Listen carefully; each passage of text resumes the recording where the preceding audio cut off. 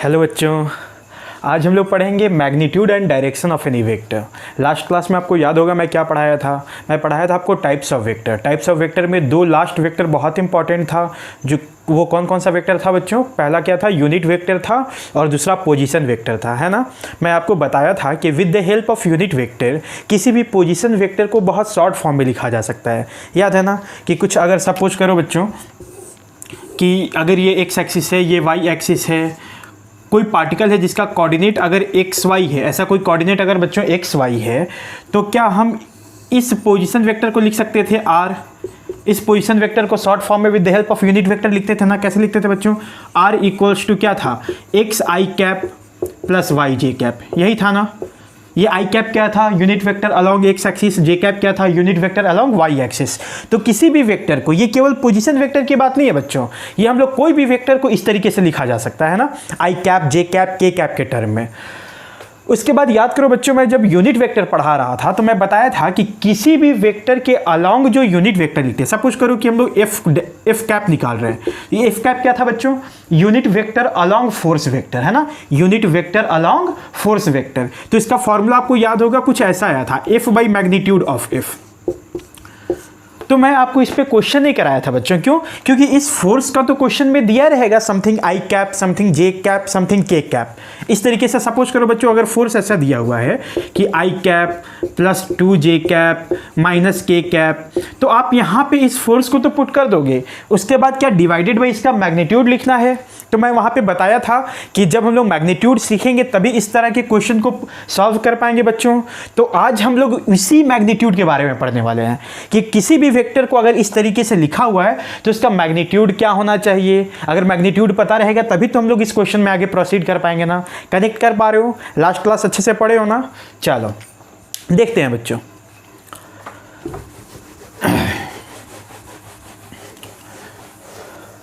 ये तो क्लियर हो गया होगा बच्चों कि हम लोग पढ़ने क्या जा रहे हैं। चलो, मैग्नीट्यूड और डायरेक्शन किसी भी वेक्टर का, है ना। तो बच्चों अब मैग्नीट्यूड और डायरेक्शन निकालने के लिए हम लोग को बेसिकली दो पार्ट में डिवाइड किया गया, है ना। दो पार्ट में, या यूं बोले कि तीन पार्ट में डिवाइड किया गया। सपोज करो बच्चों, केस 1 अगर है, मान लो केस फर्स्ट, है ना। केस फर्स्ट, अगर कोई एक ऐसा वेक्टर है जो केवल एक ही एक्सिस पे दिया हुआ है, केवल एक ही एक्सिस पे। कहने का क्या मतलब है बच्चों, ध्यान से समझना। ये एक्स एक्सिस है, ये वाई एक्सिस है और ये ऑरिजिन है ना। सपोज करो कि पार्टिकल यहाँ पे है बच्चों, पार्टिकल यहाँ पे है, तो इसका पोजीशन वेक्टर कैसे बनाओगे? क्या ऑरिजिन से लेकर के एक एरो बना दोगे? क्या यही पोजीशन वेक्टर होता है बच्चों? यही पोजीशन वेक्टर है ना, ऐसे आर। ये सपोज करो बच्चों कि ये दूरी है समथिंग, मान लो ए दूरी पे है, इसका लेंथ है बच्चों ए, है ना। तो ये कितना इसका पोजीशन कोऑर्डिनेट क्या लिखोगे? a,0,0 कि हम लोग के एक्स एक्सिस में ए जाना पड़ा, वाई में नहीं जाना पड़ा, जेड में नहीं जाना पड़ा इस पॉइंट पे पहुंचने के लिए, तो इसका कोऑर्डिनेट हम लोग ऐसे लिख सकते हैं। तो बता सकते हो क्या इस पॉइंट का पोजीशन वेक्टर क्या होगा? पोजीशन वेक्टर क्या लिखोगे बच्चों? समथिंग ए आई कैप, ऐसे लिखोगे ना पोजीशन वेक्टर। चलो पोजीशन वेक्टर लिख लिया हम लोग। ये पहला केस है जिसमें केवल एक कंपोनेंट आएगा। वेक्टर कुछ ऐसे लिखा जा सकता ना बच्चों, ऐसे लिखा जा सकता था, something A I cap, something B J cap, something C K cap. इस तरीके से वेक्टर को लिखा जा सकता है। तो सबसे पहला केस देखेंगे बच्चों जब केवल एक कंपोनेंट आए, मतलब या तो एक्स का कंपोनेंट आए, या तो वाई का कंपोनेंट आए, या तो जेड का कंपोनेंट आए। क्लियर है ना। सेकेंड केस में क्या देखेंगे? जब कोई दो कंपोनेंट आए। और थर्ड केस में देखेंगे जब कोई तीनों का तीनों कंपोनेंट आ जाए, तब मैग्नीट्यूड और डायरेक्शन कैसे निकालते हैं। क्लियर है ना हम लोग कैसे प्रोसीड करने वाले हैं। चलो, तो सबसे पहला केस क्या देख रहे हैं बच्चों कि अगर केवल एक कंपोनेंट आता है, इसको अगर हम लोग ऐसे लिख सकते हैं बच्चों। केस पहले को कैसे लिख सकते हैं? For 1D, for one dimensional vector. One dimensional vector, one dimensional vector का मतलब समझ रहे हो ना बच्चों कि केवल एक कंपोनेंट आए। क्लियर है ना। चलो, हम ये कोऑर्डिनेट एक्सिस कुछ ऐसा बनाएंगे कि केवल एक ही डायमेंशन में हमारा वेक्टर आ जाए। तब कैसे सॉल्व करेंगे बच्चों? देखो यही एग्जांपल देखो। सपोज करो कि यही मेरा एक एग्जांपल है जिसमें पोजीशन वेक्टर आया हुआ है। तो ये पोजीशन वेक्टर देखते हम लोग को मैग्नीट्यूड और डायरेक्शन लिखना चाहिए बच्चों। तो ये तो बहुत आसान है यार, साफ साफ दिख रहा है बच्चों कि आर क्या दिया? Position vector A I cap. एक आई कैप क्या था? तो डायरेक्शन या unit vector along X axis ना। तो ये आई कैप हम लोग को क्या दिखा दे रहा है बच्चों? ये आई कैप हम लोग को क्या दिखा दे रहा है? ये डायरेक्शन दिखा दे रहा है ना, डायरेक्शन। कौन सा डायरेक्शन है बच्चों? ये डायरेक्शन कौन सा है बताओ? डायरेक्शन क्या है? Along positive x axis, along positive x axis, along positive x axis. ये हम लोग को आई कैप डायरेक्शन दिखा दिया। और ये ए क्या दिखा रहा है बच्चों? तो ए मैग्नीट्यूड दिख रहा है, ए मैग्नीट्यूड दिख रहा है ना। तो ये तो बहुत सिंपल केस है बाबू। क्या कि जब भी कोई ऐसा वेक्टर लिखा हुआ हो तो आप ये वाला जो कॉफिशिएंट होगा ना, आई कैप, जे कैप या के कैप का, कोई एक ही कंपोनेंट दिया रहेगा, तो ये हो जाएगा उसका मैग्नीट्यूड। तो हम लोग ऐसे कैसे लिख सकते हैं बच्चों बताओ? मैग्नीट्यूड क्या हो जाएगा बताओ यहाँ पे? मैग्नीट्यूड को क्या हम लोग ऐसे रिप्रेजेंट करते हैं, या इसको सीधा सीधा ऐसे भी रिप्रेजेंट किया जा सकता है ना बच्चों। तो मैग्नीट्यूड कितना हो जाएगा? और आर, मैग्नीट्यूड कितना हो जाएगा बताओ? मैग्नीट्यूड दिख रहा है कि ए है, मैग्नीट्यूड ए है ना। अब ये पोजीशन वेक्टर होगा तो ए मीटर हो जाएगा, वेलोसिटी वेक्टर होगा तो मीटर पर सेकंड हो जाता, फोर्स वेक्टर होता तो न्यूटन हो जाता। वो तो बाद की बात है बच्चों, अभी हम लोग कोई भी जनरल वेक्टर के बारे में बात कर रहे हैं। तो ये हो गया उसका मैग्नीट्यूड। और डायरेक्शन बता सकते हो क्या? डायरेक्शन बता सकते हो क्या? तो डायरेक्शन तो यहाँ पे साफ साफ दिख रहा है बच्चों कि जिस वेक्टर का जो कंपोनेंट दिया रहेगा वही डायरेक्शन हो जाएगा। तो केवल आई कैप है, मतलब ये वेक्टर किस डायरेक्शन में है? पॉजिटिव एक्स एक्सिस की तरफ। तो ये तो बहुत सिंपल है बच्चों। डायरेक्शन क्या है इसका? Along positive x axis. Clear है ना बच्चों? ठीक है, ये उतार लो। इस पे एक दो प्रॉब्लम और कराते हैं, या फिर यहीं पे देख सकते हो बच्चों। अगर एक क्वेश्चन लेते हैं हम लोग, एक क्वेश्चन लेते हैं हम लोग, है ना। सपोज करो कि एक क्वेश्चन है हमारे पास बच्चों कि एक वेक्टर दिया हुआ है। ऐसा बोला जा रहा है कि एक लड़का जो है वो along Y axis 2 metre per second से चल रहा है। A boy is moving with speed 2 metre per second along positive Y axis. तो बोला जा सकता है बच्चों कि बताओ इसको वेक्टर के टर्म में लिखो और मैग्नीट्यूड और डायरेक्शन इस तरीके से लिख के बताओ। तो बच्चों ये बहुत सिंपल क्वेश्चन है, बहुत सिंपल, क्योंकि यहाँ तो मैग्नीट्यूड क्वेश्चन में ही दे दिया है कि 2 मीटर पर सेकंड है, डायरेक्शन भी बोल दे रहा है अलोंग वाई एक्सिस है ना। तो ऐसे बोल सकता है आप, बहुत सिंपल सा चीज़ है। सपोज इसको क्या लिखोगे बच्चों?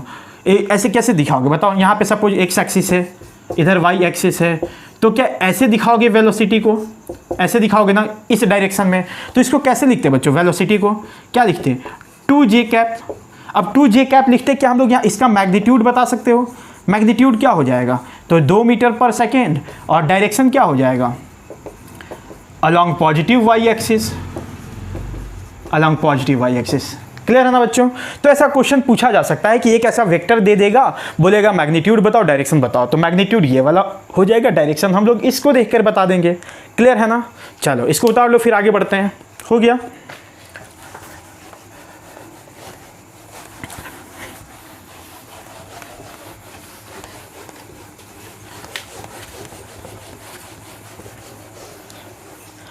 अगर ऐसा कोई वेक्टर दे दे बच्चों, इसी पे एक और क्वेश्चन करते हैं। अगर बोल दे कोई ऐसे कोई वेक्टर है -3k कैप, ऐसा कोई पोजीशन वेक्टर है, बोलेगा इसका डायरेक्शन और मैग्नीट्यूड बताओ। तो मैग्नीट्यूड क्या हो जाएगा बच्चों? इसका मैग्नीट्यूड क्या हो जाएगा? तो मैग्नीट्यूड तो +3 हो जाएगा, +3 हो जाएगा, क्योंकि मैग्नीट्यूड क्या होता है? हमेशा पॉजिटिव होता है ना, पॉजिटिव होता है। ये माइनस तो नहीं दोगे, मैग्नीट्यूड हमेशा नंबर होता है, नंबर पॉजिटिव में लेते हैं ना बच्चों। तो फिर डायरेक्शन क्या बच गया बच्चों? इसको हम लोग ऐसे भी तो लिख सकते थे ना, 3 माइनस k कैप। तो इसका डायरेक्शन क्या हो जाएगा? +k कैप कौन से डायरेक्शन को दिखाता है? Positive z axis. तो यहाँ -k कैप है, तो कौन से डायरेक्शन को दिखा रहा होगा? Negative z axis. तो ये मैग्नीट्यूड हो गया बच्चों आपका, और डायरेक्शन क्या हो गया बताओ? डायरेक्शन क्या हो गया? Negative z axis, negative z axis. तो ये बिल्कुल सिंपल सी बात है बच्चों। क्लियर है ना?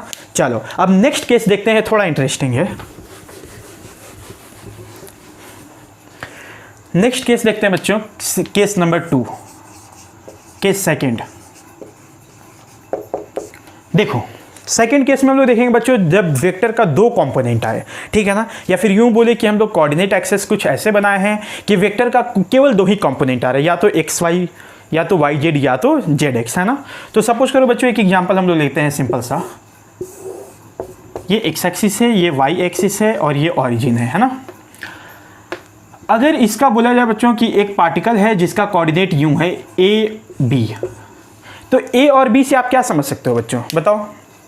ए और बी से क्या समझोगे कि इस पार्टिकल पे पहुंचने के लिए हमको एक्स में ए चलना पड़ा है और वाई में बी चलना पड़ा है। तो ऐसा कुछ दिखा सकते हैं बच्चों, यूं।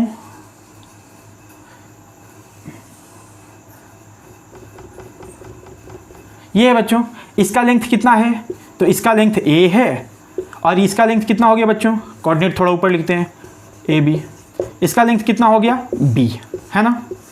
कोऑर्डिनेट का तो मतलब यही होता है बच्चों, ए बी का मतलब क्या हुआ, किस पॉइंट पे पहुंचने के लिए हमको एक्स एक्सिस में ए चलना पड़ा है, वाई एक्सिस में बी चलना पड़ा है। तो ऐसे कुछ कोऑर्डिनेट लिख दिए। अब इसका पोजीशन वेक्टर कैसे लिखते थे बच्चों, बताओ। पोजीशन वेक्टर ऐसे लिखते थे क्या, ऑरिजिन से एक स्ट्रेट लाइन एरो ड्रॉ कर देते थे, क्या यही पोजीशन वेक्टर हो जाता था आर, है ना। तो इस आर को कैसे लिखते थे, आर को हम लोग कैसे लिखेंगे, r equals to a I cap plus B J cap. Vector form में ऐसे ही लिखोगे बच्चों। अब इसका मैग्नीट्यूड क्या हो, डायरेक्शन क्या हो, हम लोग को कैलकुलेट करना है। तो यहाँ पर हम लोग का वेक्टर क्या दिया हुआ है बच्चों, वेक्टर क्या दिया हुआ है, r equals to a I cap plus B J cap. अगर इस तरीके से कोई वेक्टर दिया हुआ है, something i cap plus something j cap, तो बोला जाएगा कि इसका मैग्नीट्यूड बताइए और डायरेक्शन बताइए, है ना। मैग्नीट्यूड बताइए और डायरेक्शन। तो सबसे पहले देखते हैं बच्चों for magnitude. For magnitude, magnitude कैसे इसका निकालेंगे, मैग्नीट्यूड कैसे निकालेंगे। ये आर वेक्टर है ना बच्चों, इसी का मैग्नीट्यूड चाहिए। और इस आर वेक्टर को हम लोग ग्राफिकली क्या ऐसे दिखाते हैं कि स्ट्रेट लाइन एरो से दिखाते हैं। आपको याद होगा कि ये जो स्ट्रेट लाइन एरो होता है उसका लेंथ क्या दिखाता है बच्चों, उसका लेंथ मैग्नीट्यूड दिखाता है ना। मतलब ये जो आर वेक्टर है इसका लेंथ ही क्या दिखा रहा होगा, इस आर का मैग्नीट्यूड दिखा रहा होगा। क्लियर है ना। चलो, तो ये आर कैसे निकालेंगे, ध्यान से समझो। क्या ये लेंथ ए है बच्चों और ये लेंथ बी है ना, ये लेंथ ए है, ये बी है और ये 90 डिग्री है। क्या आपको पाइथागोरस थ्योरम आता है, पाइथागोरस थ्योरम। देखो एक राइट एंगल ट्रायंगल है ना बच्चों, राइट एंगल ट्रायंगल है, तो ये जो लेंथ है इसका लेंथ कैसे निकालोगे। अगर हम फिगर अलग से बनाना चाहें बच्चों, तो फिगर क्या हम ऐसे बना सकते हैं, देखो इस तरीके से। ये क्या है, तो आर वेक्टर का मैग्नीट्यूड है ना, आर वेक्टर का मैग्नीट्यूड है। इसका लेंथ क्या दिखाता है, आर वेक्टर का मैग्नीट्यूड। और ये लेंथ कितना है बच्चों, ए है, और ये लेंथ कितना है, बी है। ठीक है, इस आर को कैसे निकाल सकते हैं, अगर ये राइट एंगल ट्रायंगल, तो फ्रॉम पाइथागोरस थ्योरम आपको पता होगा, आर इक्वल्स टू क्या हो जाएगा, अंडर रूट ए स्क्वायर प्लस बी स्क्वायर। तो यहाँ पे डायरेक्ट हम लोग लिख सकते हैं बच्चों, फॉर मैग्नीट्यूड अंडर रूट क्या हो जाएगा, ए स्क्वायर प्लस बी स्क्वायर। तो ये इस वेक्टर का मैग्नीट्यूड हो गया। क्लियर है ना। चलो, इसका मतलब हम लोग क्या याद रखेंगे बच्चों कि जब भी कोई वेक्टर ऐसा दिया है ना, A I cap plus B J cap, तो आपको इतना डायग्राम बनाने की आवश्यकता नहीं है। ये तो हम लोग प्रूफ किए कि कैसे सॉल्व करेंगे, ये तो आपको समझाने के लिए था। अब आप डायरेक्टली क्या करोगे बच्चों, बार बार इतना लिखोगे थोड़ी, डायरेक्टली क्या करोगे, magnitude of r under root I cap के कॉफिशिएंट का whole square plus j cap के कॉफिशिएंट का होल स्क्वायर, और इसको रूट मेट कर दोगे बच्चों, आंसर हो जाएगा। क्लियर है ना, वो इसका मैग्नीट्यूड आ जाएगा। अब बोले ठीक है सर, आप मैग्नीट्यूड तो बता दिए, अब डायरेक्शन बता दो। तो डायरेक्शन क्या होगा बच्चों, एक मिनट बच्चों, थोड़ा माइक प्रॉब्लम कर रहा है।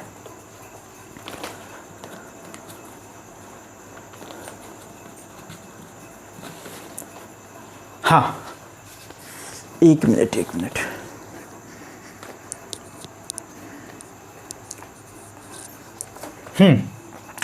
ये हम लोग मैग्नीट्यूड निकाल दिया। अभी हम लोग डायरेक्शन देखते हैं बच्चों, फॉर डायरेक्शन। डायरेक्शन क्या होता है बच्चों कि ये आखिर किस डायरेक्शन में, आप कैसे बताओगे इसका डायरेक्शन। अगर कोई पार्टिकल यहाँ है, ये स्ट्रेट लाइन एरो है, तो इसका डायरेक्शन आप कैसे बता सकते हो। आप ये बता सकते हो ना बच्चों कि बताओ इसका एंगल एक्स एक्सिस के साथ कितना है, इसका एंगल एक्स एक्सिस के साथ कितना है। अगर हम इसका एंगल एक्स एक्सिस के साथ बच्चों अल्फा मान लेते हैं, तो हम अल्फा बताते क्या इसका डायरेक्शन पता चल जाएगा, है ना। कोई आपसे पूछेगा कि एक पार्टिकल है जो यहाँ पे गया है, अब पूछा जाएगा कि ऑरिजिन से इसका दूरी बताओ, मतलब मैग्नीट्यूड पूछ रहा है, तो मैग्नीट्यूड निकालना आता है। बोले कितने डायरेक्शन, किस डायरेक्शन में गया है, तो आप बोल दोगे कि एक्स एक्सिस से अल्फा एंगल पे गया है। तो क्या ऐसे डायरेक्शन क्लियर हो जाएगा ना बच्चों।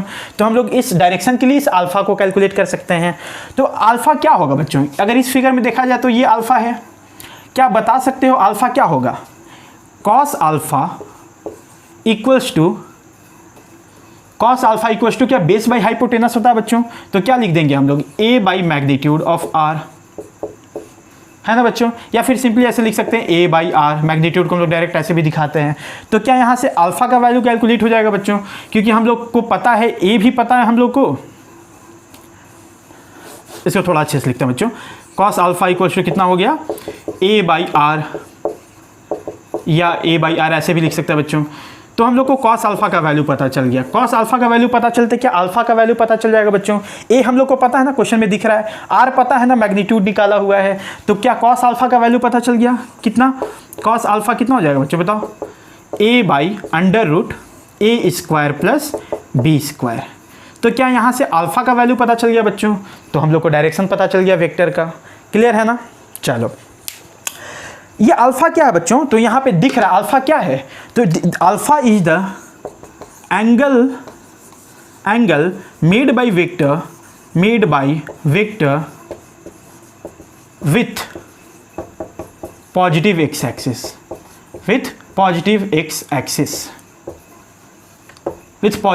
एक्सिस, क्लियर है ना बच्चों।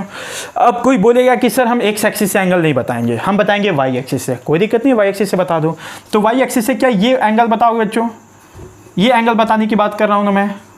ये एंगल सपोज करिए वाई एक्सिस से एंगल बीटा बना रहा है, तो ये बीटा कैसे निकालोगे बच्चों, सिंपल है, ये एंगल बीटा हो गया। सपोज ये एंगल बीटा है बच्चों, तो क्या ये भी एंगल बीटा हो जाएगा, देखो ये भी एंगल बीटा हो जाएगा ना, ये एंगल बीटा हो गया। तो बीटा कैसे निकालोगे बताओ, क्या कॉस बीटा ले लोगे तो क्या b by mod of r हो जाएगा, है ना। आप इसको उतार लो बच्चों, फिर मैं आगे लिख देता हूं, इसको उतार लिए।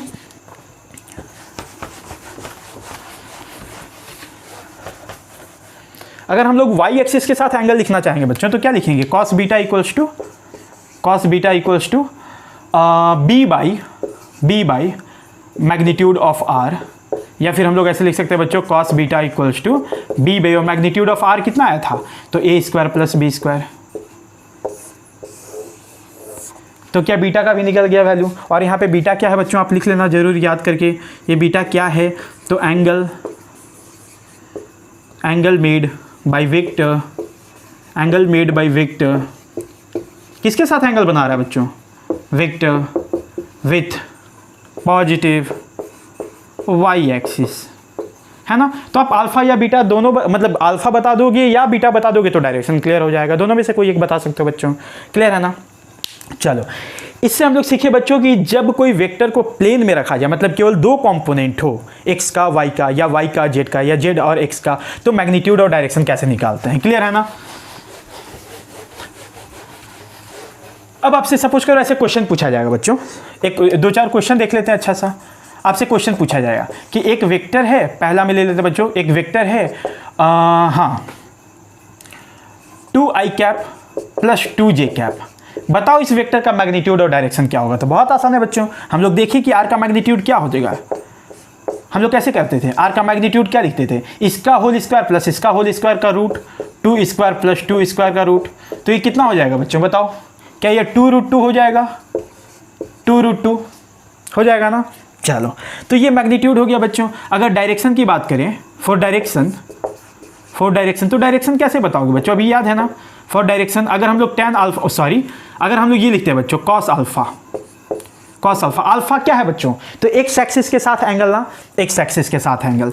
तो एक्स एक्सिस के साथ अगर एंगल लिखोगे बच्चों तो क्या लिखोगे, एक्स का कॉम्पोनेंट, आई का कॉम्पोनेंट, मतलब 2 by under root divided by magnitude of this vector, कितना हो जाएगा बच्चों 2√2। तो क्या 1/√2 हो गया बच्चों। तो यहाँ से क्या अल्फा का वैल्यू कितना 45 डिग्री दिख रहा है ना।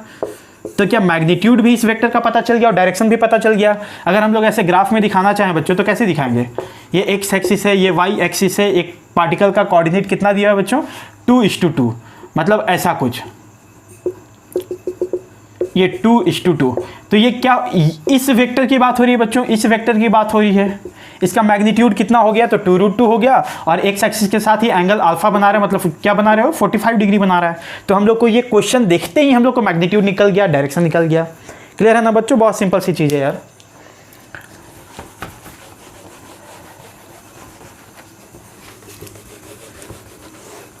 मतलब इन जनरल हम लोग ऐसे बोल सकते हैं बच्चों, इन जनरल हम ऐसे बोल सकते हैं कि अगर कोई ऐसे है, एक्स एक्सिस है, ये वाई एक्सिस है, कोई भी वेक्टर ऐसे दिया हुआ है r इक्वल्स टू, सपोज करिए वेक्टर है बच्चों r कोऑर्डिनेट अगर इसका मान लो बच्चों ए और बी वही वाला, ये बी लेंथ हो गया, ये ए लेंथ हो गया, ये अल्फा हो गया, तो हम लोग डायरेक्टली क्या लिख सकते हैं बच्चों, अगर ये क्वेश्चन दिया हुआ है कि ए आई कैप है प्लस बी जे कैप है, इसका मैग्नीट्यूड बता दो, डायरेक्शन बता दो, तो मैग्नीट्यूड के लिए क्या करोगे बच्चों, अंडर रूट आई कैप के कोफिशिएंट का whole square plus j cap के कोफिशिएंट का होल स्क्वायर, ये हो गया मैग्नीट्यूड। और डायरेक्शन के लिए कैसे लिख सकते हो बच्चों, cos alpha, cos alpha, cos alpha, alpha क्या है बच्चों, तो एक्स एक्सिस के साथ एंगल है ना, तो आप क्या करोगे ना, आई कैप का coefficient divided by the whole magnitude of vector, whole magnitude of vector मतलब a by under root A square plus B square.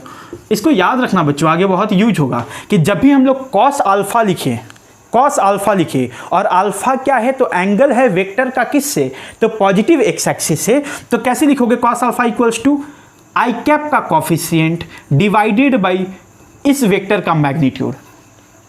कैसे याद रखते हैं बच्चों वो मैं बता रहा हूं।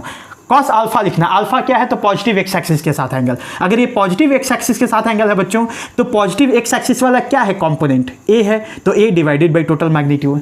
अगर मैं ऐसे लिखूं बच्चों कॉस बीटा, कॉस बीटा क्या है, तो ये पॉजिटिव वाई एक्सिस के साथ एंगल है, तो पॉजिटिव वाई एक्सिस के साथ एंगल है, तो बच्चों वाई कंपोनेंट को लिख लो बी बाय मैग्नीट्यूड। याद है ना, हो जाएगा। चलो आगे देखते हैं बच्चों।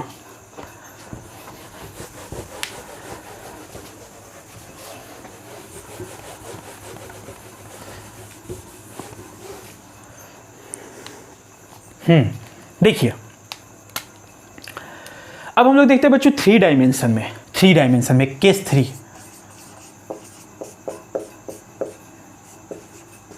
केस थर्ड में बच्चों जब तीनों कंपोनेंट प्रेजेंट हो, मतलब एक्स कंपोनेंट भी हो, वाई कंपोनेंट भी हो और जेड कंपोनेंट भी हो, तब कैसे कैलकुलेट करते हैं। तो ये थोड़ा सा आपको समझने के लिए बच्चों दिमाग लगाना पड़ेगा, है ना, थोड़ा दिमाग लगाना पड़ेगा, ध्यान देखना, क्योंकि अभी तक जो था वेक्टर वो एक प्लेन में आ जा रहा था, तो आपको साफ साफ फिगर समझ में आ जा रहा था। अब क्या है बच्चों, थ्री डायमेंशन में देख रहे हैं, मतलब अब जो फिगर आएगा ना वो एक स्पेस में आएगा, तो थोड़ा सा समझने की कोशिश करना बच्चों। देखो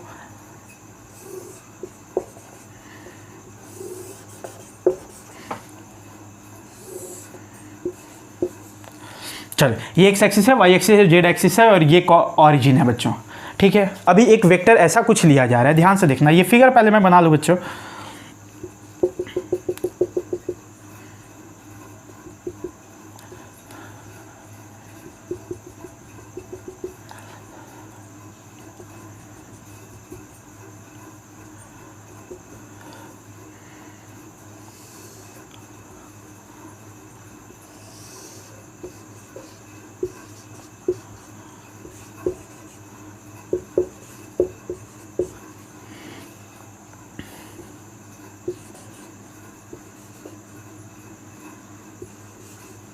देखो बच्चों, एक ऐसा वेक्टर है जिसका कोऑर्डिनेट क्या है, x, y, z। ये कोऑर्डिनेट देखते हैं हम लोग को क्या समझ जाना चाहिए बच्चों कि इस पॉइंट पे पहुंचने के लिए हम लोग को x एक्सिस में, ओरिजिन से x एक्सिस में कितना चलना पड़ा है, x चलना पड़ा है, जो कि यहाँ से दिख रहा है बच्चों, इसके पैरेलल लाइन में है ना, तो x ऐसे चलना पड़ा है, उसके बाद y में चलना पड़ा है, y ऐसे, उसके बाद z ऐसे आना पड़ा है।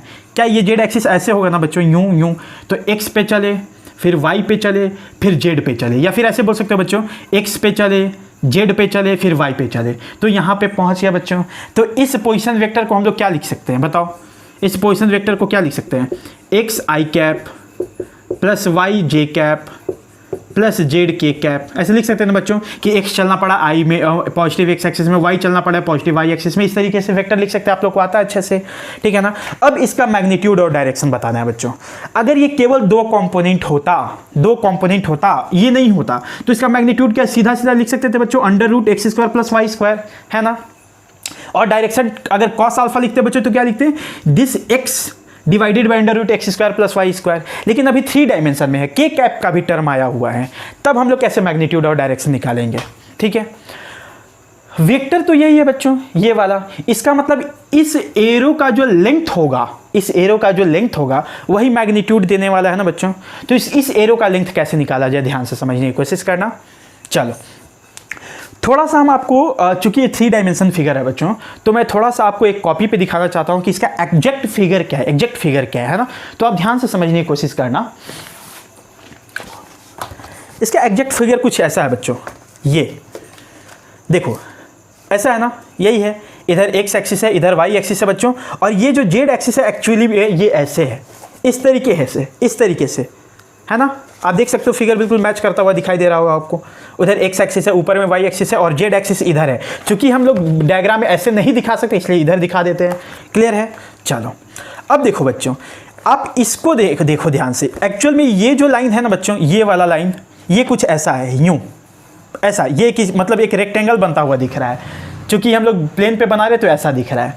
तो ये एक्स है बच्चों, ये वाई है, ठीक है, सॉरी ये एक्स है और ये जेड है, ये एक्स है और ये जेड है बच्चों। अगर ये जेड है, ये वाला लेंथ, तो ये वाला लेंथ भी तो जेड ही होना चाहिए ना। मतलब ये जेड है तो क्या ये भी जेड होगा? देखो ये जेड है तो ये भी जेड होगा, ठीक है। हम लोग क्या करते हैं बच्चों, ऑरिजिन से इस पॉइंट को मिला देते हैं, ऑरिजिन से इस पॉइंट को मिला देते हैं। तो अगर हम यहाँ पे दिखाना चाहें बच्चों तो कैसे दिखाएंगे? देखो ये जो लाइन दिखा रहे हैं बच्चों, ऑरिजिन से इस पॉइंट को मिलाते हुए, तो यहाँ पे दिखाना चाहें तो हम कैसे दिखाएंगे? इस तरीके से, है ना। ये वाला लाइन ये वाला है, तो इसका लेंथ क्या हो जाएगा बच्चों? आप यहाँ से आराम बहुत अच्छे से समझ पाओगे। ये x है, ये z है और ये 90 डिग्री दिख रहा है ना, तो क्या इसका लेंथ आप बता सकते हो? पाइथागोरस थ्योरम से under root x square plus Z square. तो क्या इसका लेंथ दिख रहा है बच्चों कितना?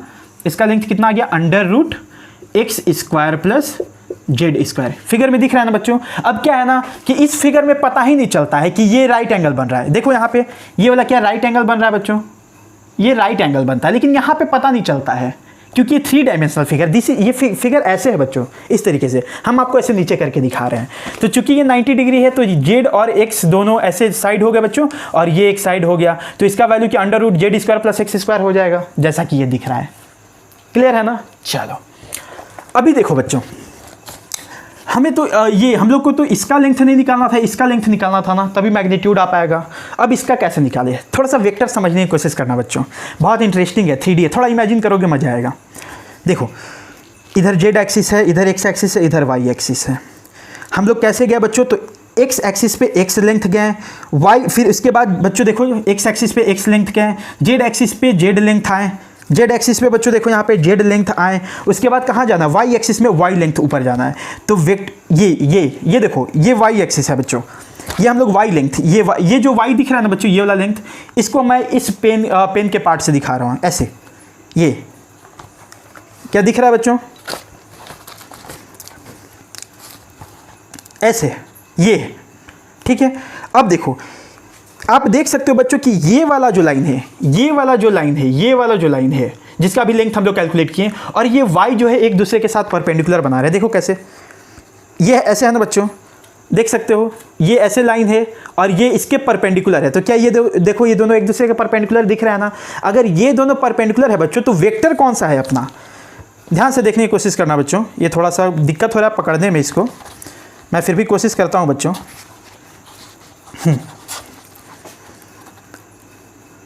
हाँ ये देखो बच्चों, क्या ये y है, ये x है, ये z है, ये under root x square plus Z, ये under root x square plus Z square है, और वेक्टर कुछ यूं है बच्चों, ऐसे, यूं वेक्टर ऐसे है कुछ। तो हम लोग को इसका लेंथ निकालना है ऐसे। तो क्या आप देख सकते हो बच्चों ये एक राइट एंगल ट्रायंगल बन जा रहा है, ये एक राइट एंगल ट्रायंगल बन जा रहा है, एक ये और ये एक ये। तो इसका लेंथ निकालने के लिए हम लोग को क्या करना चाहिए बच्चों? क्या इसका स्क्वायर प्लस इसका स्क्वायर का रूट है ना, ये और ये 90 डिग्री है बच्चों। तो इसका लेंथ क्या हो जाएगा? इसका लेंथ हो जाएगा अंडर रूट इसका होल स्क्वायर प्लस इसका होल स्क्वायर। देखो आपको साफ साफ दिख रहा है, क्या ये y है बच्चों, ये under root x square plus Z square है। हम लोग को इसका लेंथ निकालना है हाइपोटेनस का, तो अंडर रूट इसका स्क्वायर प्लस इसका स्क्वायर हो जाएगा ना बच्चों। आई होप आपको समझ में आया होगा, क्योंकि 3 डायमेंशन है बच्चों, इसलिए थोड़ा सा आपको दिमाग लगाना पड़ेगा। तो r का वैल्यू कितना हो जाएगा बच्चों? फॉर मैग्नीट्यूड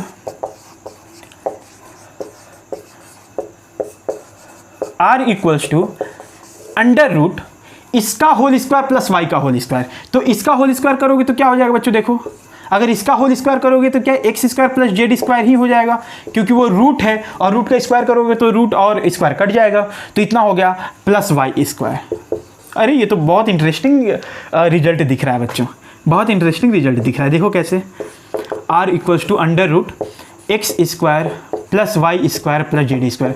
अरे वाह, ये तो फॉर्मूला बिल्कुल 2 डायमेंशन टाइप आ रहा है बच्चों, कि अगर आपके पास कोई वेक्टर ऐसा है, x I cap plus Y J cap plus Z के कैप। तो इसका मैग्नीट्यूड क्या करो, अंडर रूट आई कैप के कोफिशिएंट का whole square plus j cap के कोफिशिएंट का whole square plus K cap के कोफिशिएंट का होल स्क्वायर। क्या 2 डायमेंशन में भी ऐसा ही आया था फॉर्मूला बच्चों मैग्नीट्यूड का, अंडर रूट आई कैप के कोफिशिएंट का whole square plus j cap के कोफिशिएंट का होल स्क्वायर। यहाँ पे के कैप बढ़ गया तो के कैप के कोफिशिएंट का होल स्क्वायर ले लिए। समझ में आया कैसे हुआ बच्चों, 3 डायमेंशन समझ में आया ना। ये ऐसे है बच्चों, ये एक्स, ये जेड ऐसे आए, फिर वाई ऊपर गए, तो ऐसा जो वेक्टर बन रहा है ना बच्चों, उसका लेंथ निकालने की कोशिश कर रहे हैं। ये निकाल लिए, उसके बाद इसका निकाल लिए। क्लियर है, ये हुआ बच्चों मैग्नीट्यूड। तो हम लोग याद रखेंगे कि जब भी कोई ऐसा वेक्टर हो तो उसका डायरेक्ट मैग्नीट्यूड निकालने का क्या तरीका है बच्चों, अंडर रूट आई कैप के कोफिशिएंट का होल स्क्वायर, जे कैप के कोफिशिएंट का whole square plus K cap के कोफिशिएंट का whole square, and that will be the magnitude of that vector, है ना। चलो अब बोलोगे बच्चों कि सर चलो मैग्नीट्यूड तो क्लियर हो गया, अभी इसका डायरेक्शन भी बता दो। जैसे 2 डायमेंशन में डायरेक्शन आप बताए थे, 3 डायमेंशन में भी डायरेक्शन बता दो। तो देखो बच्चों डायरेक्शन कैसे निकालेंगे, आप ये उतार लियो क्या। चलो इसको मैं डिलीट करता हूं थोड़ा।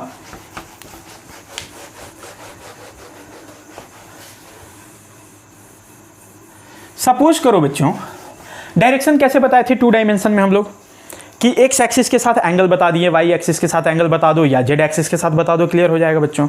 लेकिन यहाँ पे हम लोग को तीनों बताना पड़ेगा कि एक्स के साथ एंगल कितना है, वाई के साथ एंगल कितना है, जेड के साथ कितना एंगल है, ठीक है ना। तो थोड़ी देर के लिए हम लोग कुछ मान लेते हैं बच्चों कि ये जो वेक्टर है ना वो एक्स के साथ मान लेते हैं अल्फा बना रहा है, वाई एक्सिस के साथ मान लेते हैं बच्चों ये बीटा बना रहा है, और जेड एक्सिस के साथ मान लेते हैं बच्चों ये गामा बना रही है, ये गामा है ना, अल्फा बीटा गामा। अब इस अल्फा बीटा और गामा को कैलकुलेट कर लोगे, आंसर आ जाएगा, ठीक है। वही हम लोग को डायरेक्शन बता देगा बच्चों। तो हम लोग यहाँ पे थोड़ी देर के लिए मान लेते हैं बच्चों कि अल्फा क्या है, तो angle of vector with positive x axis. Similarly आप बता सकते हो बच्चों बीटा क्या है, angle of vector with positive Y axis. Similarly gamma क्या है बच्चों, angle of vector with positive z axis. तो ये एक्स अल्फा बीटा गामा हम लोग को कैलकुलेट करना है। तो ये 3 डायमेंशन फिगर है बच्चों, इसको एनालाइज करना काफ़ी मुश्किल होगा कि ये अगर कोई वेक्टर ऐसे है तो ये x के साथ कितना एंगल बना रहा है, y के साथ कितना बना रहा है, z के साथ कितना बना रहा है। तो इसको आसान करने के लिए हम लोग एक तरीका याद किए थे बच्चों 2 डायमेंशन में। याद करो हम लोग क्या कॉस अल्फा लिखते थे, अगर अल्फा x एक्सिस के साथ एंगल था तो हम लोग कॉस अल्फा को कैसे लिखते थे बच्चों, x का component divided by magnitude of that vector. अगर हम लोग कॉस बीटा निकालते थे और बीटा अगर y एक्सिस के साथ एंगल था तो क्या करते थे बच्चों, y का component divided by magnitude of the vector. यहाँ पे सिंपली ऐसे ही कर दो बच्चों, यहाँ पे हम लोग ऐसे कर सकते हैं। देखो फॉर डायरेक्शन देखो बच्चों, अगर हम लोग कॉस अल्फा निकालना चाहें तो कॉस अल्फा, ये अल्फा क्या बच्चों एक्स एक्सिस के साथ एंगल है ना, और ये वेक्टर है हमारा, तो कॉस अल्फा कैसे लिखते थे, याद करो, एक्स का component divided by magnitude of this vector.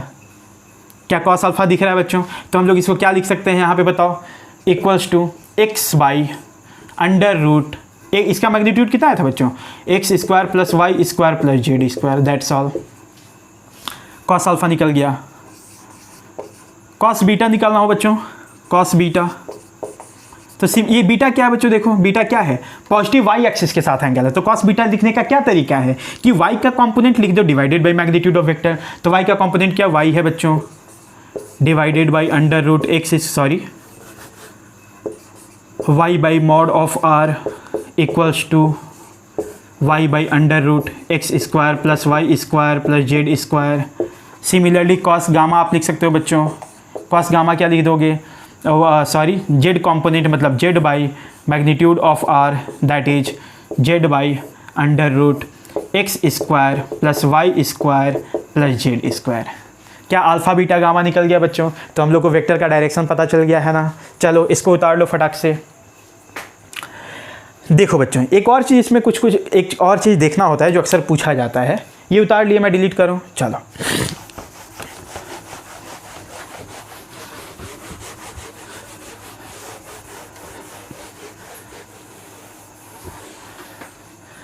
ये जो हमारा कॉस अल्फा था ना बच्चों, ये जो कॉस अल्फा था और ये जो कॉस बीटा था, क्या क्या था देखो बच्चों, एक बार लिख लेते हैं थोड़ा सा। Cos alpha, cos beta, cos gamma, यही था ना। इस कॉस अल्फा को कभी कभी ऐसे एल के फॉर्म में भी दिखाया जाता है। इसको एल बोला जाता है बच्चों, इसको बोला जाता है एम, और इसको एन भी बोला जाता है। शॉर्ट फॉर्म में लिखने का तरीका और कोई कॉन्सेप्ट नहीं है बच्चों। एल बोलते देते हैं, इसको एम बोल देते हैं, इसको एन बोल देते हैं, ठीक है ना। और इसी को बोलते हैं। अच्छा, इसका वैल्यू कितना आया था बच्चों, एक बार फटाक से लिख लेते हैं। X by under root x square plus y square plus Z square. इसका वैल्यू क्या आया था बच्चों, तो y by under root x square plus y square plus Z square. ये कितना आया था बच्चों, तो जेड बाई अंडर रूट, ये आया था ना। तो ये जो cos alpha, cos beta, cos gamma है ना बच्चों, इन तीनों को मिला के बोला जाता है डायरेक्शन कोसाइंस। क्या बोलते हैं, इसी को बोलते हैं बच्चों डायरेक्शन कोसाइन। Very simple. जो cos alpha, cos beta, cos gamma को क्या बोलते हैं, डायरेक्शन कोसाइंस। डायरेक्शन कोसाइन का मतलब बच्चों कि डायरेक्शन बताओ in terms of cosines. Cos को क्या बोलते हैं बच्चों, कोसाइंस। तो डायरेक्शन बताओ इन टर्म्स ऑफ कोसाइंस, इसलिए इसका नाम क्या पड़ गया, डायरेक्शन कोसाइंस। तो जब भी आपसे पूछा जाएगा कि कोई वेक्टर दे दिया गया हो, कोई वेक्टर दे दिया गया, बोलेगा कि बताओ उसका डायरेक्शन कोसाइंस क्या है, तो आप simply cos alpha, cos beta, cos gamma निकाल दोगे, वही डायरेक्शन कोसाइंस हो जाता है। क्लियर है ना बच्चों। चलो, इसमें एक और चीज़ ध्यान से आप देख सकते हो बच्चों। अगर मैं ऐसा करूं, इसको स्क्वायरिंग करके, इसको स्क्वायरिंग करके अगर ऐड करूं बच्चों, तो देखो मैं क्या ऐसे लिख सकता हूं, cos square alpha plus cos square beta plus cos square gamma. Solve कर दो बच्चों, इसको भी स्क्वायर करके, इसको भी स्क्वायर करके, इसको भी स्क्वायर करके ऐड कर दो, तो आप देख सकते हो क्या लिखोगे, x square by x square plus y square plus Z square. Similarly plus y square by x square plus y square plus Z square plus Z square by x square plus y square plus Z square. है ना बच्चों, squaring करके बस दोनों side का add कर दिए। अब जब आप इसको नीचे में ये एलसीएम ले लोगे बच्चों, x square plus y square plus Z square, तो ऊपर में क्या बच जाएगा, x square plus y square plus Z square. जब इसको सॉल्व करोगे तो क्या ये +1 हो जाएगा बच्चों, ऐसा 1 आंसर आ जाएगा ना जब इसको सॉल्व कर दोगे तो। क्लियर है। इसका मतलब क्या हुआ बच्चों कि cos square alpha plus cos square beta plus cos square gamma equals to 1। ये रिजल्ट को याद रखना बच्चों, अक्सर ये बोर्ड में भी पूछा जाता है, इसको डिराइव करो, और इस पे बेस्ड बहुत सारा मेंस नीट में क्वेश्चन भी पूछा जाता है ना। आपको कॉस अल्फा दे देगा, कॉस बीटा दे देगा, कॉस गामा का वैल्यू बताओ, बहुत सिंपल सा चीज़ है ना। तो आप ऐसे कैलकुलेट कर सकते हो। इसको ऐसे भी लिखा जा सकता है बच्चों, देखो इसको हम लोग कैसे लिख सकते हैं, कॉस अल्फा को क्या एल भी लिखते हैं, तो हम ऐसे भी लिख सकते हैं, l square plus m square plus n square equals to 1। इसको ऐसे भी लिख सकते हैं, है ना। इसको एक और तरीका है बच्चों लिखने का, जो एक बार एग्जाम में पूछा गया था कहीं, सर ये वेस्ट बंगाल में पूछा गया था या मेंस में पूछा गया था बच्चों बहुत पहले। Cos square alpha plus cos square beta plus cos square gamma equals to 1 है, तो जिसको साइन के फॉर्म में एक एक्सप्रेशन पूछा गया था। कॉस स्क्वायर अल्फा को क्या लिख सकता हूँ मैं बच्चों, 1 माइनस साइन स्क्वायर अल्फा लिख सकता हूँ ना, लिख दो 1 minus sine square alpha plus, इसको क्या लिख सकते हो बच्चों, 1 minus sine square beta plus, इसको क्या लिख सकते हो, 1 minus sine square gamma equals to 1। इसको उधर लेके चले जाओ, तो यहाँ पे आप देख सकते हो ये 1 + 1 + 3 हो जाएगा बच्चों, और 1 इधर लेके चले आओगे तो 2 हो जाएगा। इसका मतलब हम लोग क्या ऐसे लिख सकते हैं, देखो sine square alpha plus sine square beta plus sine square gamma equals to 2। तो एक बार ये मेंस में बहुत पहले पूछा गया था बच्चों कि ये एक्सप्रेशन सही है कि नहीं सही है, तो बिल्कुल क्लियर है बच्चों। इस तरीके से इसी को बोलते हैं डायरेक्शन कोसाइंस। क्लियर है ना, आई होप आपको समझ में आया होगा बच्चों। अब थोड़ा सा हम लोग एक बार इंस्टेंट रिवीजन कर ले, जैसा कि मेरा आदत है।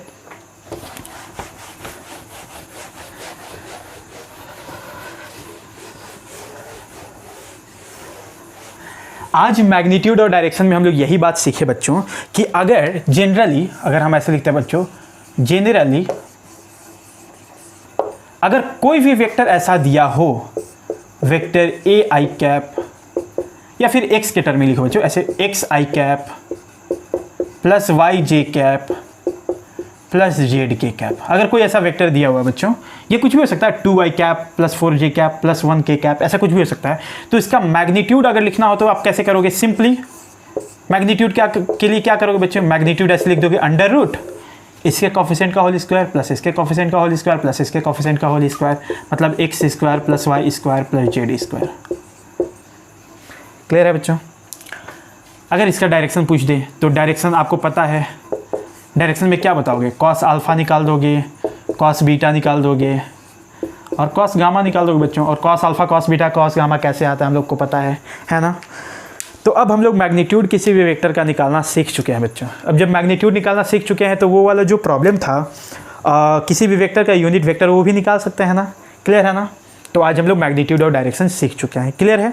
चलो आज के लिए इतना ही है बच्चों। चलो ठीक है। आई होप आपको ये पूरा क्लियर हुआ होगा कॉन्सेप्ट बच्चों कि मैग्नीट्यूड कैसे लिखते हैं, डायरेक्शन कैसे लिखते हैं। इसका एप्लीकेशन यूज बहुत सारा है बच्चों, पूरे वेक्टर में पूरे फिजिक्स में पढ़ना है। ठीक है ना। अगर आपको ये लेक्चर समझ में आया हो, वीडियो अच्छे से समझ में आया बच्चों, तो लाइक का बटन जरूर दबाना, कमेंट शेयर और सब्सक्राइब जरूर करना। अगर आपको कहीं भी क्वेरी हो बच्चों तो कमेंट सेक्शन में जरूर मेरे को बताने कि सर ये प्रॉब्लम है, मैं उसको जरूर हेल्प करूँगा आपको सॉल्व करने में, है ना। चलो ऑल द बेस्ट बच्चों।